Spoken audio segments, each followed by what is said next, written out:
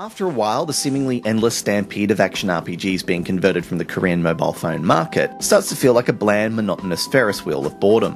What should be an exciting and in-your-face approach to RPGs is eventually drained of all its fun, and replaced by going through the same motions over and over. With this in mind, Wild Frontier by KTH has a lot of doubts to dispel, but after a while it's clear that this game could actually be a positive step forward.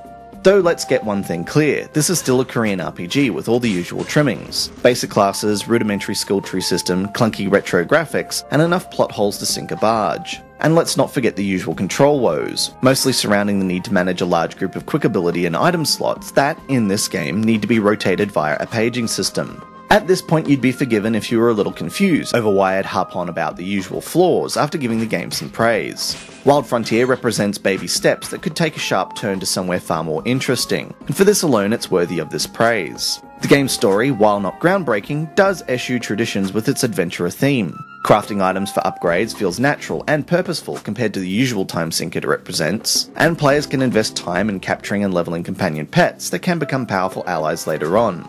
Also, while the controls have a lot left to be desired, fighting boss creatures requires more tactical thinking than the usual brute force methods employed.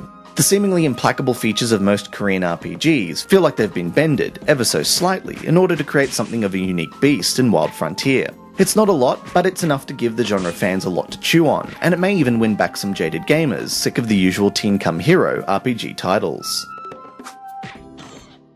This has been Andrew with AppSpy.com. We review, you decide.